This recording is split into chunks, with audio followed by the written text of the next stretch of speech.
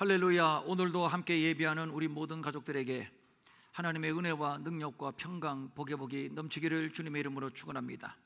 우리는 주일마다 계속적으로 요한복음을 통해서 들려주시는 하나님의 말씀에 경청하고 있습니다. 이미 여러 차례 말씀을 드렸습니다만 마태, 마가, 누가복음은 예수님의 행적을 객관적인 형식으로 기록한 책이요, 그래서 내용이 굉장히 중복되고 비슷해서 공관복음서라고 합니다만, 이와 별도로 요한복음은 저자 요한이 뚜렷한 의도를 가지고 공관복음의 객관적인 기록을 주관적으로 해석해서 보충한 책이라고 할 수 있습니다. 당시 교회는 예수에 대한 거센 교리 도전의 직면에 있었습니다. 즉 예수님의 신성과 인성에 관한 문제였습니다. 유대교의 바탕을 둔 유대인들은 어떻게 감히 예수란 자가 하나님과 동등하다, 하나님의 아들이다 할 수 있는가? 이것은 완전 신성모독이다 하여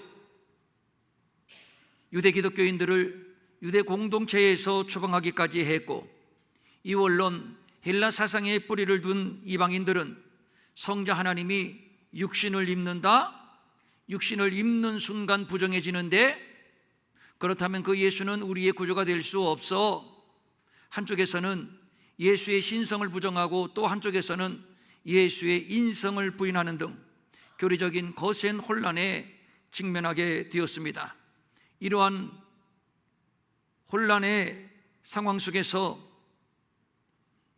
예수에 관해서 명쾌하게 신학적으로 정립한 책이 요한복음입니다. 그래서 요한은 요한복음을 기록한 목적을 군더더기 없이 밝히고 있는데, 예수 그리스도께서 하나님의 아들 그리스도이심을 믿게 하려 하며 또 너희로 믿고 그 이름을 힘입어 생명을 얻게 하려 함이라. 요한복음 어디를 봐도, 어떤 사건, 어떤 말씀, 어떤 기적을 봐도 결론은 똑같습니다. 예수는 하나님의 아들이다. 그는 그리스도다. 그의 이름을 힘입어 우리는 영생을 얻는다. 그렇습니다. 예수는 하나님의 아들이시며 우리의 구주이십니다. 그의 이름은 생명을 얻게 하는 능력이요, 그래서 또 요한은 말합니다. 이는 그를 믿는 자마다 영생을 얻게 하려 하심이라. 그를 믿는 자는 심판을 받지 아니하는 것이요, 믿지 아니하는 자는 하나님의 독생자의 이름을 믿지 아니하므로 벌써 심판을 받은 것이니라. 내가 곧 길이요 진리요 생명이니 나로 말미암지 않고는 아버지께로 올 자가 없느니라. 아들이 있는 자에게는 생명이 있고 하나님의 아들이 없는 자에게는 생명이 없느니라. 지난 주일에도 말씀을 증거했습니다만, 예수에 대한 요한의 해석학적인 변증 가운데 하나가 예수는 곧 빛이라고 하는 것입니다. 어떤 빛인가요? 참빛입니다. 이는 해, 달, 별과 같은 광명체와 구별되는 빛을 말하는 것인데, 그래서 또 성경은 말합니다. 이 생명은 사람들의 빛이라. 사람들에게 생명을 주는 빛, 그래서 생명의 빛이라고 하는 것이지요. 생명의 빛은 사망의 어두움과 반대되는 개념입니다. 예수님이 생명의 빛으로 오신 것은 세상이 사망의 어두움이기 때문입니다. 어두움을 빛으로 밝히고 사망에 매여 종로로 타는 인생에게 생명을 주시기 위하여 예수님은 하늘 보좌의 영광을 버리고 친히 이 땅에 오신 것입니다. 그런데 빛이 어두움에 빛이 돼 어두움이 깨닫지 못하더라. 이것이 문제입니다. 어두움을 밝히기 위해서 오셨고 생명을 주시기 위해서 오셨는데, 그렇다면 당연히 예수님의 오심을 환영하고 영접해야 할 것인데, 그런데 아닙니다. 빛이 어두움에 빛이 돼 깨닫지 못하고 자기 땅에 오셨지만 영접하지 않았습니다. 이것은 모순이지요. 학생이 실력 있는 선생님을 만나면 환영하고, 병든 환자가 실력 있는 의사를 만나면 기뻐하고 환영할 것은 당연한 것인데, 그런데 빛이 어두움을 비추는데 어두움이 깨닫지를 못했습니다. 오히려 배척하고 대적하고 급기야는 빛으로 오신 예수님을 십자가에 못 박아 죽였습니다. 아이러니한 얘기인데 이유는 어둠이 깨닫지 못하더라. 어둡기 때문입니다. 어둡기 때문에 빛을 보지 못한 것이요, 어둡기 때문에 깨닫지 못한 겁니다. 어두움이 빛을 보지 못하는 기현상, 그러나 이것은 맞는 말입니다. 앞을 보지 못하는 맹인을 생각해 보십시오. 그에게 어떤 빛을 비춘들 그가 빛을 볼 수 있겠습니까? 이에 대하여 성경은 또 말합니다.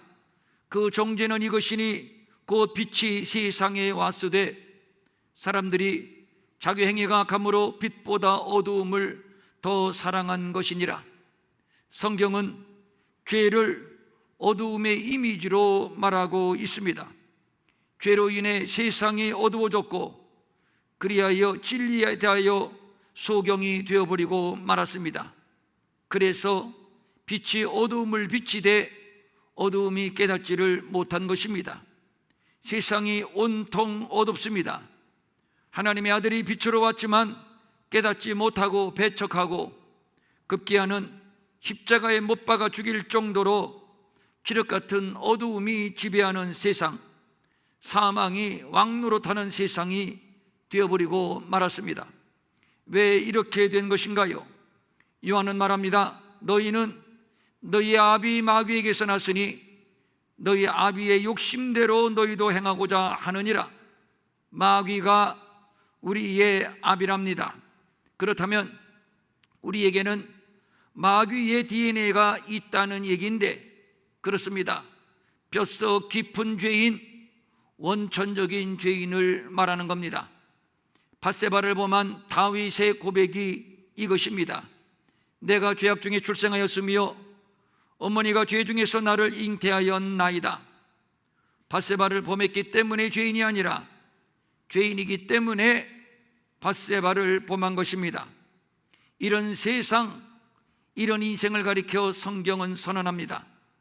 기록된 바 의인은 없나니 하나도 없으며 깨닫는 자도 없고 하나님을 찾는 자도 없고 다 치우쳐 함께 무익하게 되고 선을 행하는 자는 없나니 하나도 없도다. 그래서 겁도 없이 그들의 눈앞에 하나님을 두려워함이 없느니라. 겁도 없이 하나님을 두려워하지 않습니다. 마음에 하나님을 두기 싫어하며 하나님의 아들이 빛으로 왔지만 깨닫지 못하고 자기 땅에 왔지만 영접하지 않는 것은 세상이 어둡기 때문이요, 그래서 당연한 것입니다. 이미 맹인이기 때문입니다. 성경은 맹인을 영적으로 어두움 가운데 있는 죄인들의 상태임을 비유하여 설명하고 있습니다. 특정 인종에 대한 비하로 비춰질 수 있기 때문에 대단히 조심스럽게 이야기를 합니다. 어느 선교사님과 이런 대화를 나누었습니다. 선교사님, 이곳에서 사역하는데 큰 애로가 있다면 무엇인가요? 제가 물었더니 선교사님의 대답이 이것이었습니다. 이들은 수천 년 동안 노예로 살은 자들입니다. 그 노예의 DNA가 있어서 그런지 매사에 소극적이고 매사에 수동적입니다. 콕 집어 지시하지 않으면 절대로 자발적으로 일하지 않는다는 것입니다. 한수만 앞을 보아도 충분히 돈을 벌 수 있고 충분히 성공할 수 있는데, 그런데 절대로 노력을 해서 자신들의 삶을 개선시키려 하지 않는다는 것입니다. 머리를 쓰려고 하지도 않고 창조적이지도 않고, 그래서 가르친 만큼 능률이 없는 것, 이것이 제일 안타깝다고 선교사님이 말씀하면서, 그리고 내리는 결론이 이것입니다. 이들은 스스로 노예의 DNA에 포로가 되어 있는 것 같습니다. 조상적부터 내려오는 노예의 DNA의 포로, 우리 안에 죄의 DNA, 그리하여 진리에 대하여, 의에 대하여, 구원에 대하여, 예수에 대하여 전혀 알려고 하지 않습니다. 호기심이 없습니다. 관심이 없습니다. 내 영혼의 운명이 어떻게 될 것인가 전혀 상관이 없습니다. 어두움에 지배당한 인생들, 포로된 인생들, 눈멀었고 맹인이 된 인생들을 말하는 것입니다. 이런 배경에서 요한은 날 때부터 맹인된 자에 대한 이야기를 하고 있습니다. 나는 세상의 빛이니 나를 따르는 자는 어둠에 다니지 아니하고 생명의 빛을 얻으리라. 그러나 여전히 따르지 않습니다. 따르기만 하면 생명의 빛을 얻는데, 그런데 여전히 어두움에 다닙니다. 여전히 죄인이요, 여전히 사망이요, 여전히 진노의 자식. 믿기만 하면 하나님의 자녀가 되는 권세를 얻는데, 그런데 길을 쓰고 믿지를 않습니다. 영접하지를 않습니다. 왜 그럴까요? 이유가 있습니다. 자기 스스로 자기의 운명을 개선시킬 수 없는, 날 때부터 맹인인 운명, 날 때부터 죄의 DNA가 우리 속에 흐르고 있기 때문입니다. 그런 의미에서 오늘 본문에 예수님이 맹인을 고치신 표적은 단순한 질병의 치유, 단순한 기적의 측면에서만 볼 것이 아니라 죄로 인해 맹인된 인생들의 눈을 뜨게 하여 마침내 예수를 보게 한 사건, 그래서 예수께서 그리스도이심을 입증하시는 구속사적 사건으로 봐야 할 것입니다. 창조 이전의 원시 세상은 혼돈과 공허와 흑암이었습니다. 그런데 하나님이 빛이 있으라 하심에 빛이 생겼고, 이로 인해서 낮과 밤의 질서가 잡혔습니다. 그러나 아담과 하와가 범죄함으로 인하여 세상은 또다시 혼돈과 공허와 흑암의 세상, 하나님의 형상대로 창조된 하나님이 보시기에 심히 좋았던 아담은 또다시 혼돈과 공허와 흑암에 하나님을 떠난 맹인이 되어버리고 말았습니다. 본문의 맹인은 날 때부터 맹인입니다. 이 말은 날 때부터 죄인이라는 말과 통하는 말입니다. 제자들이 예수님께 묻습니다. 이 사람이 어떻게 죄인이 된 것입니까? 누구의 죄 때문입니까? 자기의 죄 때문입니까? 아니면 부모의 죄 때문입니까? 맹인이 된 불쌍한 운명임에도 불구하고 누구의 죄 때문인가? 정죄받는 운명. 나는 저 창기와 같지 않습니다. 저 세리와도 같지 않습니다. 신랄한 정죄와 비난에도 달리 변명할 말이 없어 울고만 있는 창기와 세리들. 왜 그럴까요?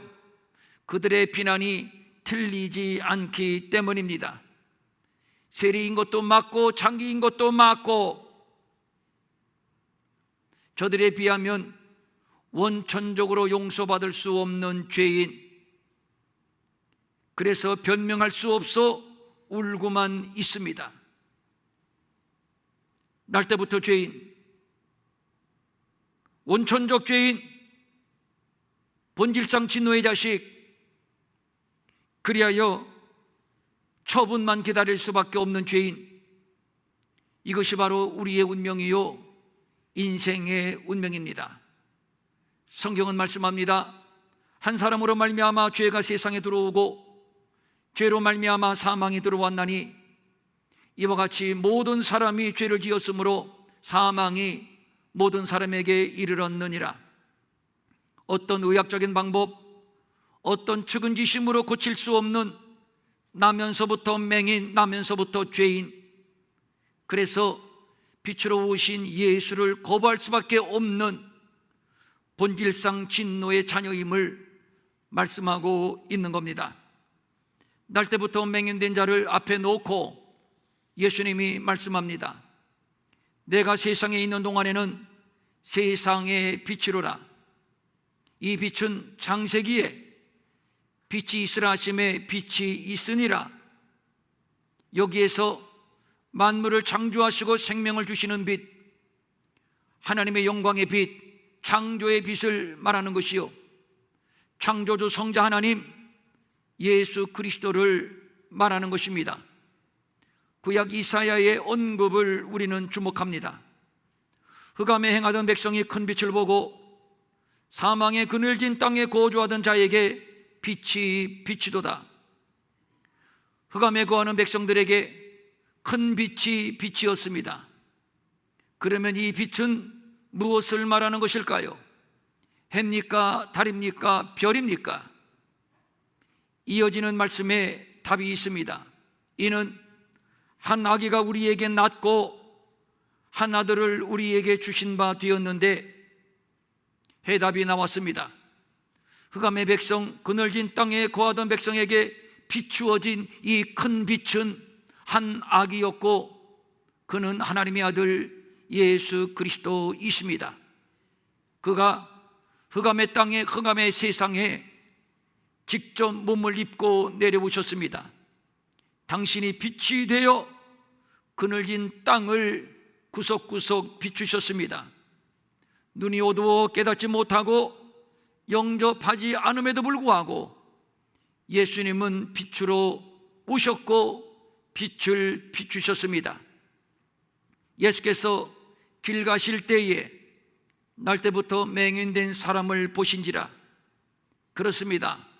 구원은 우리의 노력이나 열심, 어떤 배경이나 신분으로 결정되는 것이 아니라 찾아오시는 하나님의 일방적인 은혜로부터 시작되는 것입니다. 소경이 먼저 예수님을 본 것이 아니라 예수님이 먼저 소경을 보셨습니다. 여기서 보다라고 하는 단어는 알다라는 의미를 포함하고 있습니다. 그러니까 예수님은 우연하게 길을 가다가 우연하게 소경을 보신 것이 아니라 이미 그가 어떤 사람인 줄 알고 계셨다는 얘기. 무엇입니까? 은혜지요. 맹인은 예수가 누구인지를 몰랐고 또 그의 이름을 부르지 않았지만 예수님은 이미 그를 알고 계셨고 하여 그를 치료하기 위하여 친히 그를 찾아가신 겁니다. 이것은 우리가 구원을 받는 과정과 똑같습니다. 하나님이 세상을 이처럼 사랑하셔서 일방적으로 아들을 보내주셨습니다. 우리가 아직 죄인 되었을 때에 그리스도께서 우리를 위하여 죽으심으로 하나님께서 우리에게 대한 자기의 사랑을 확증하셨느니라. 일방적인 은혜, 거부할 수 없는 은혜, 불가항력적인 은혜를 말하는 것이요, 이것이 기독교의 구원관입니다. 본질상 죄인, 원수되었던 죄인, 혼돈과 공허와 흑암 속에서 그를 잃고 헤매던 거지 맹인이었던 인생들을 직접 찾아오신 예수님, 그리고 말씀합니다. 때가 아직 낮음에 나를 보내신 이의 일을 우리가 하여야 하리라. 우리가 하여야 하리라. 반드시 해야만 하는 일을 말하는 것인데, 예수님이 이 땅에 오셔서 반드시 해야만 하시는 일, 그것이 과연 무엇일까요? 나를 보내신 이의 뜻은 내게 주신 자 중에 내가 하나도 잃어버리지 아니하고 마지막 날에 다시 살리는 이것이니라. 하나도 잃어버리지 아니하고 다시 살리는 것, 이를 위하여 예수님이 오셨고 예수님께서 이 일을 반드시 이루실 것입니다. 아버지께서 구원하시기로 작정한 이 영혼을 하나도 예수님은 잃어버리지 않을 것입니다. 오늘 본문의 사건에 빗댄다면 맹인의 눈을 뜨게 하여 그동안 보지 못했던 예수를 반드시 보게 하는 일, 이를 위하여 예수님이 오셨고 예수님은 반드시 이 일을 이루실 것입니다. 진실로 진실로 내게 이르노니 사람이 거듭나지 아니하면 하나님의 나라를 볼 수 없느니라. 하나님의 나라를 보기 위해서는 반드시 거듭나야 하는 것, 즉 눈을 떠야 한다는 것을 말씀하는 것이지요. 그러면 어떻게 눈이 떠지는 것이며 어떻게 해야 예수가 보여지는 것인가요? 오늘 본문에 예수님의 치유 과정을 보면 다른 기적 사건에 비하여 좀 색다름을 발견하게 됩니다. 심하게 얘기해서 미신의 세계에서나 볼 수 있을 법한 일을 하나님의 아들이 친히 행하고 계십니다. 우선 예수님은 땅에 침을 뱉습니다. 그리고 친히 손으로 진흙을 이기십니다. 그리고 그 진흙을 맹인의 눈에 발라주셨습니다. 침을 뱉어 진흙을 이기셨다. 성경에 여러 치유 사건을 보면 누구는 말씀으로만 고치셨고 또 누구는 옷자락을 만진 것만으로도 고침을 받았는데, 왜 오늘 본문의 맹인은 예수님이 친히 침을 뱉어 진흙을 이겨 눈에 바르는 미신적이고 원시적인 방법이라고 오해를 살 만한 바로 그 방법으로 맹인을 고치신 것인가요? 본문의 맹인은 단순한 맹인이 아니라 죄인을 상징하는 맹인이라고 말씀을 드렸습니다. 그러므로 예수님이 맹인을 고치시는 전 과정 속에 죄인을 구원하시는 구속사의 계시가 담겨 있는 것이며, 따라서 이 구속사의 등식으로 본문을 들여다보고 본문을 풀고 해석해야 할 것입니다. 침을 뱉어 흙을 이기셨다. 흙은 원래 인간의 원재료입니다. 흙으로 사람의 모양을 지으시고 그리고 그 코에 생기를 불어넣으시니 영적인 존재, 생명이 되었습니다. 그런데 이러한 인간이 범죄함으로 말미암아 영은 떠나고 영은 죽고 흙만 남았습니다. 이렇게 인간이 범죄함으로 말미암아 타락함으로 하나님의 창조의 생태계에 큰 변화가 왔으니 하나님은 뱀을 저주합니다. 너는 종신토록 흙을 먹을지니라. 범죄한 인생, 흙만 남은 인생을 향해서 너는 그 인생을 평생토록 일생토록 역사가 존속하는 한 뜯어먹으며 살 것이다. 그리고 땅, 흙에도 저주를 합니다. 너는 가시덤불과 엉겅퀴를 낼 것이다. 찌르고 아프고 피나는 고통이 끊어지지 않는 가시덤불 인생, 엉겅퀴 인생을 말하는 겁니다. 그리고 마지막으로 아담에게도 저주합니다. 너는 흙이니 흙으로 돌아갈 것이라. 평생을 뱀에게 뜯어먹히고 가시덤불과 엉겅퀴에 사정없이 찔리고 피나고 아프고 결국에는, 마지막에는, 종국에는 흙에서 왔으니 흙으로 돌아가는 운명, 사망의 운명, 절망의 운명을 말하는 겁니다. 그런데 여기에 예수님의 침이 섞여집니다. 죄 없으신 하나님의 아들이 저주받은 흙, 죄인들에게 던져져 뱉어져 이겨지는 것, 흙 속에 하나님의 영이 침투해 들어가 생명의 존재가 되었듯이 저주받은 흙의 존재에 하나님의 아들이 침투에 들어와 이겨져 버무려져 비천한 죄인의 모습이 되는 것, 죄인과 하나가 되는 것, 그리하여 새로운 피조물로의 회복, 새 창조를 말하는 것입니다. 혼돈과 공허와 흑암의 세상에 뱉어진 버려진 예수님, 저주받은 흙과 하나가 되어 짓이겨지신 예수님, 존귀하신 성자 하나님이 이렇게밖에 될 수 없으셨던 이유는 분명합니다. 감기어진 맹인의 환부, 그 눈에 발려지기 위해서입니다. 발려지기 위하여, 흙이 되고 이겨지고 발려지기 위하여 예수님은 하늘 보좌의 영광을 버리고 고운 모양도 없고 풍채도 없고 흠모할 만한 아름다운 것이 전혀 없는 모습으로 땅에 뱉어졌고 그리고 짓이겨졌고 그리고 발라진 것입니다.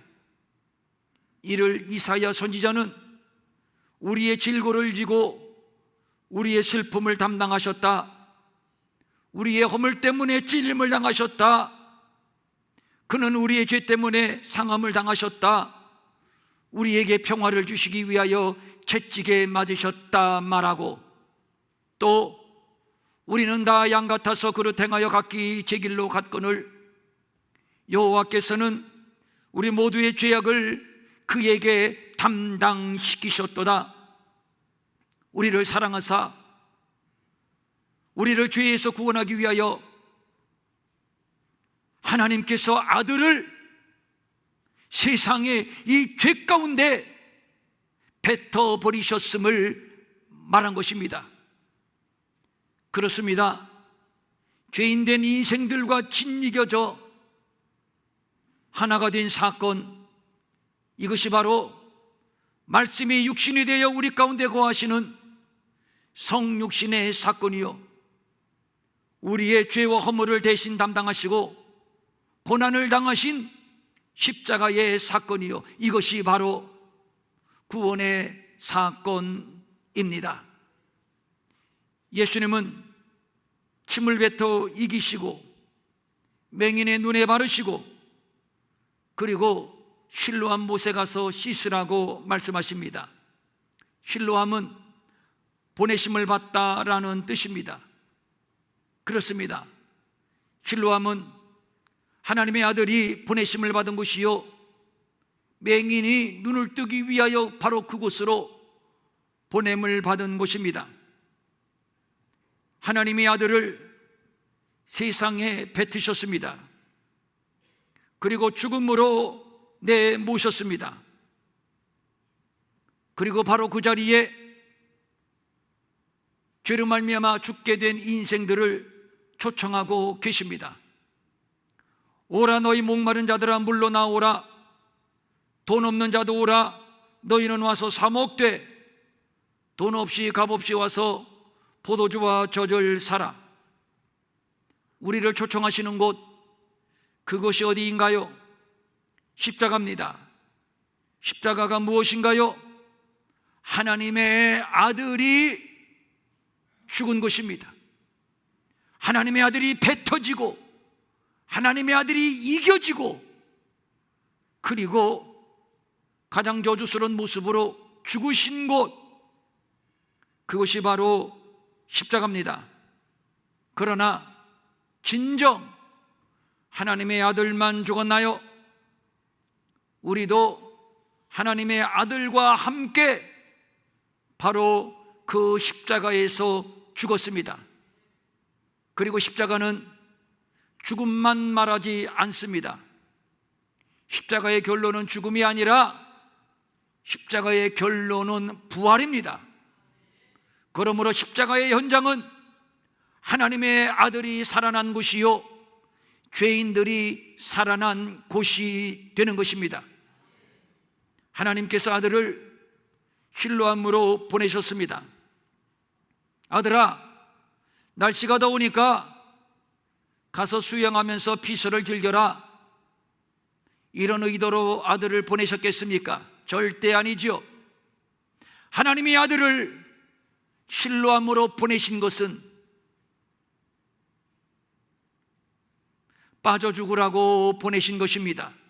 누구를 위하여 하나님의 아들이 빠져 죽습니까? 맹인된 죄인, 저주받아 흙이 되어 뜯어먹히고 찔리고 피나는 죄인된 인생들을 구원하기 위해서입니다.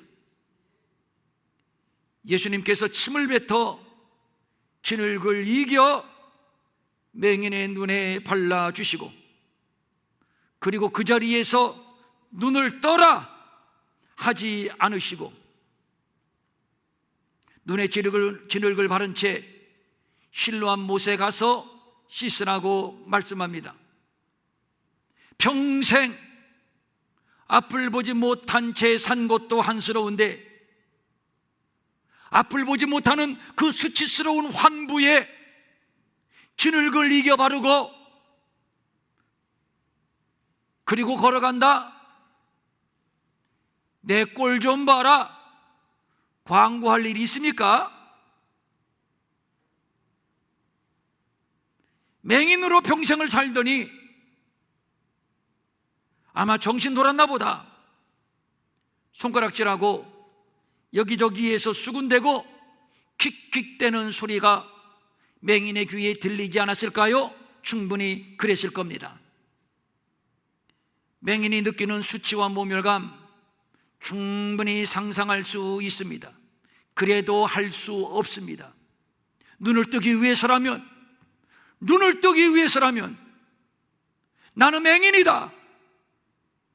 자기의 맹인됨을 공개할 수밖에 없고, 그리고 하나님의 아들을 보내신 그 실로암 못으로 갈 수밖에 없습니다. 눈을 뜨기 위해서는 내가 죄인임을 실토하고 내가 죄인임을 고백하고 철저하게 죄인된 자각의 바탕 위에 하나님의 구원의 역사가 시작된다고 하는 겁니다. 드디어 실로암 못까지 왔습니다. 온 곳으로 다가 아닙니다. 이제 물을 떠서 눈에 바르기 위해서는 이 맹인이 해야 할 일은 무릎을 꿇는 일입니다. 그렇지 않고서는, 무릎을 꿇지 않고서는 물을 뜰 수도 없고 눈에 바를 수도 없기 때문입니다. 실로암으로 가는 길은 자신의 수치를 인정하는 길이요, 실로암은 무릎을 꿇는 곳입니다. 어쩌면 그렇게도 예수님이 가셨던 십자가의 길과 똑같은지요. 아버지, 이 십자가의 잔을 피할 수만 있다면 피하고 싶습니다. 그러나 아버지, 내 원대로 마옵시고 아버지의 원대로 하옵소서. 아버지 앞에 무릎을 꿇은 장소, 그 장소가 바로 십자가입니다. 만일 우리가 우리 죄를 자백하면 그는 미쁘고 의로우사 우리 죄를 사하시며 우리를 모든 불의에서 깨끗게 하실 것이요, 죄인이 하나님 앞에 나와 나는 죄인입니다 라고 자백하고 무릎을 꿇는 장소가 바로 실로암이요, 바로 십자가입니다. 십자가, 그곳에는 예수님의 보혈이 준비되어 있습니다. 그 보혈은 우리의 어떤 죄까지도 진홍같이 붉은 죄, 주홍같이 붉은 죄라 할지라도 흰눈처럼 양털처럼 씻어내는 능력이 있습니다. 이것이 복음이요. 예수님은 지금도 이 땅의 모든 죄인을 이 실로암, 이 십자가로 초청하고 계십니다. 그곳에 가면 눈을 뜰 수 있습니다. 그곳에 가면 죄를 사하시며 모든 불의에서 우리를 깨끗하게 하시는 하나님의 은총이 있습니다. 그것은 실로암의 물이요 예수님의 보혈입니다. 이 실로암의 물이 예수님의 보혈이 우리 교회에 충만할 수 있기를 소망하고 축복합니다. 우리 가정에 충만할 수 있도록 축복하고 소원을 합니다. 이에 가서 씻고 밝은 눈으로 왔더라. 그가 후에 예수님을 또다시 만났습니다. 예수님이 그에게 물으십니다. 내가 인자를 믿느냐? 고침을 받은 자가 대답을 합니다. 주여, 내가 믿나이다. 실로암을 경험한 자에게는 예수가 보입니다. 하나님의 나라가 보입니다. 예수가 믿어집니다. 구원이 믿어집니다.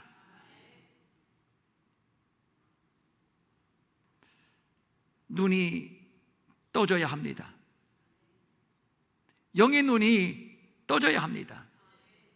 그래서 말씀이 보이고 그의 사랑이 감격스럽고 그 구원의 은총이 감사해서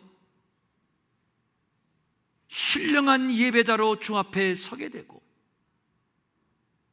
하나님의 나라가 보이고 그 나라를 소망하면서 믿음의 선한 싸움을 싸우게 되는 겁니다. 사랑하는 우리 평촌 일회교회의 모든 권속들, 우리의 영적인 눈이 팍 떠질 수 있기를 주님의 이름으로 축원합니다. 오늘 주님은 우리를 이 실로함으로, 이 십자가로 초청하고 계십니다. 아멘. 일어나셔서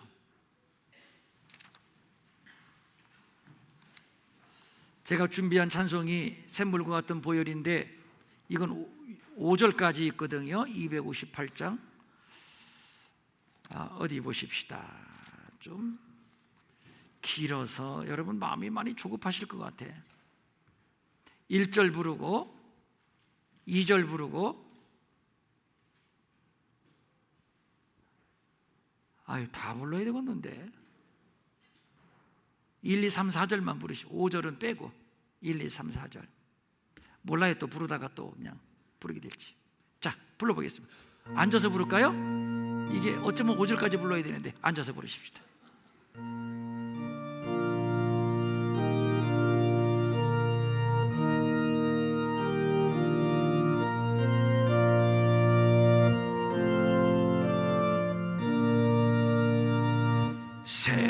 샘물과 같은 보혈은 주님의 피로다.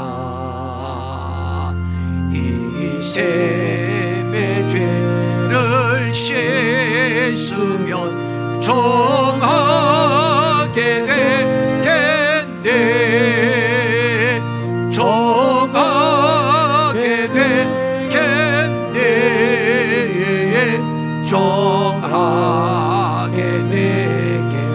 아멘.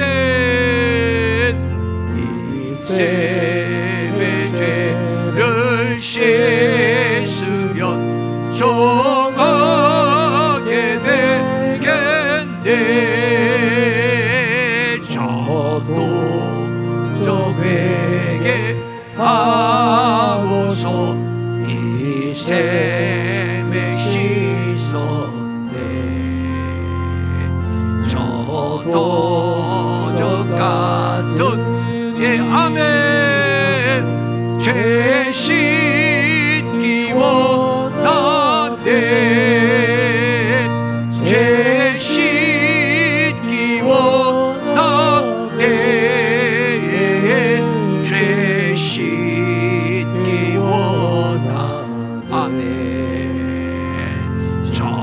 도적 같은 이 몸도 죄 씻기 원하. 아멘. 속감을 받은 백성은 영생을 얻겠네. 샘솟듯하는 대원세 한없이 크도다. 한없이 크도다. 한없이 크도다.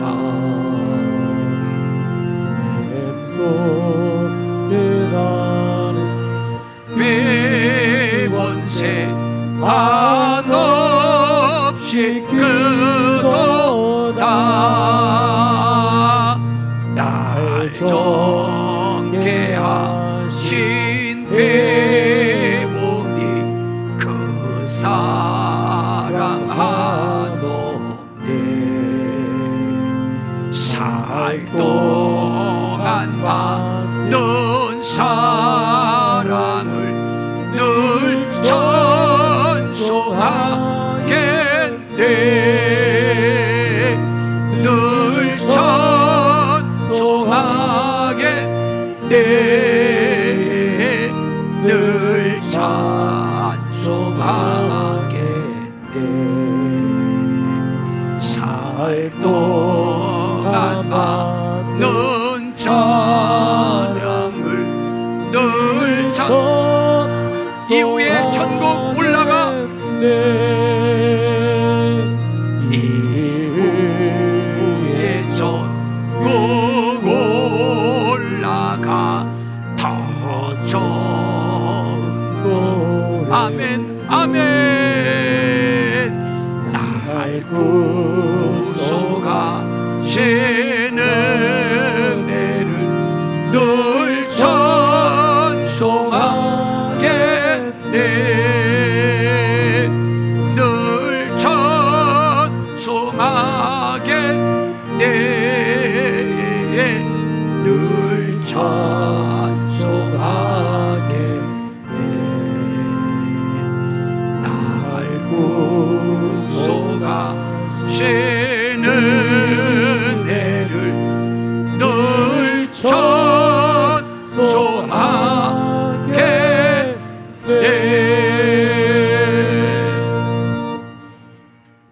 자리에서 일어나시고 축도는 서서 받으셔야지.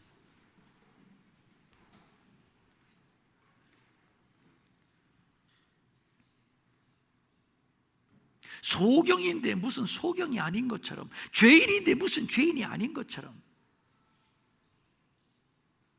내가 소경임을 인정하지 않느나, 내가 죄인임을 인정하지 않느나,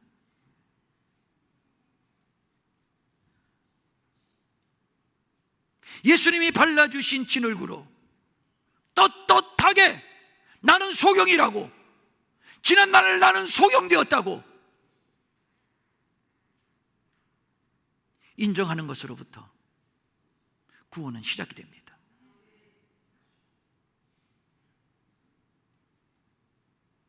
고상하고 인격적인 것처럼 해도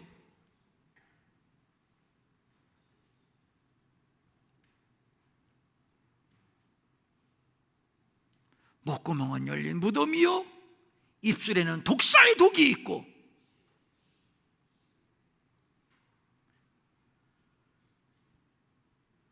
짐승보다 더 부패한 것이 인생들, 바로 우리들.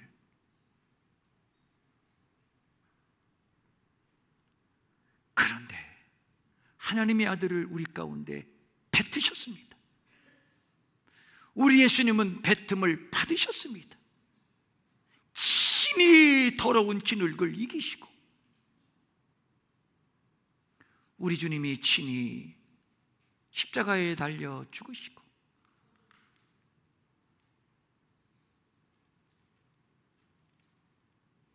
당신이 친히 실로암이 되어 주셔서 그곳 그곳으로 우리를 부르고 계십니다.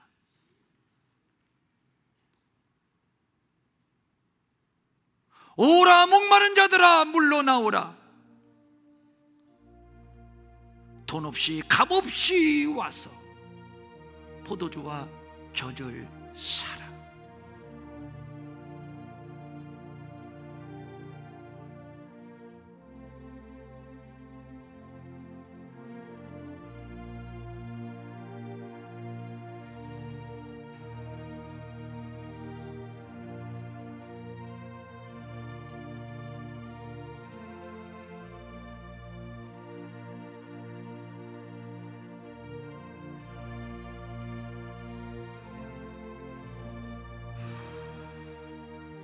감사합니다. 감사합니다.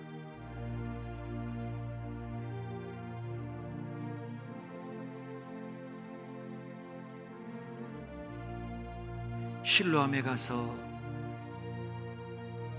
씻어라. 예수의 피로 씻어라.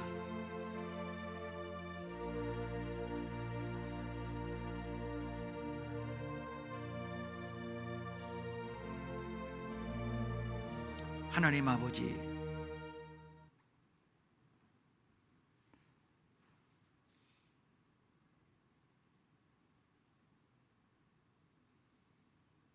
나면서부터 죄인, 우리 안에는 마귀의 DNA, 죄의 DNA,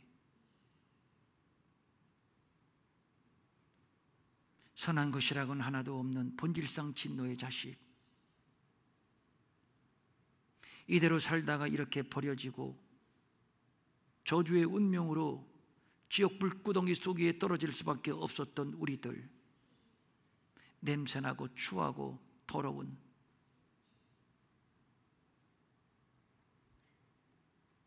잡혀먹기로 작정된 벌레처럼 그렇게 타락한 인생들 가운데 우리 예수님이 뱉어지셨군요.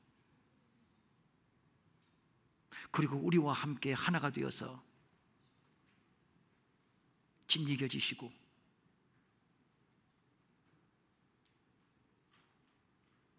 그리고 죽어도 살고 영원히 죽지 아니하는 생명을 우리에게 주셨으니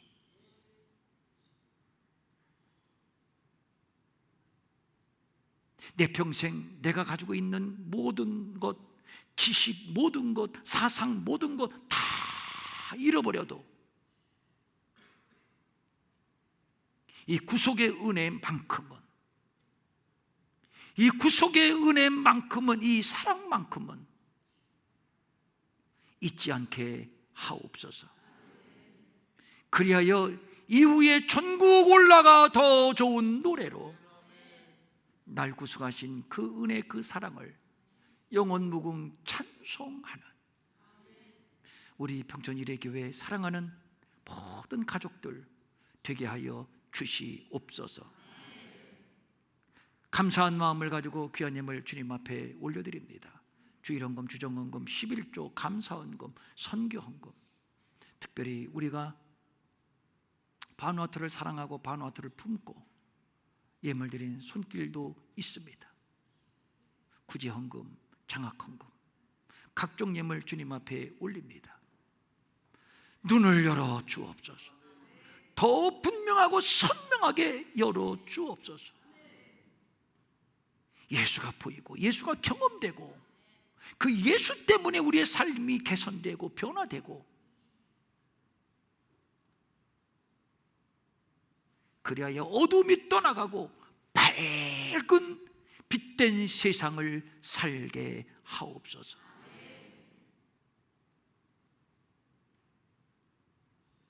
이제 세상으로 또 나갑니다. 그러나 이제는 두려워하지도 않을 것이고 어둠에 매여 종로로 타지도 않을 것입니다. 빛 대신 예수님을 만났고 예수님이 우리의 길을 열어주시기 때문입니다. 두 손 꼭 잡아주시고 성령으로 기름을 부으소서. 마음은 원이지만 가진 것이 없어 드리지 못해 민망히 여기는 성도들도 위로하여 주시고 저들에게도 물질 주셔서 한 가지로 주님 앞에 바치며 쓰며 도우며 사는 풍성함이 있게 하여 주시옵소서.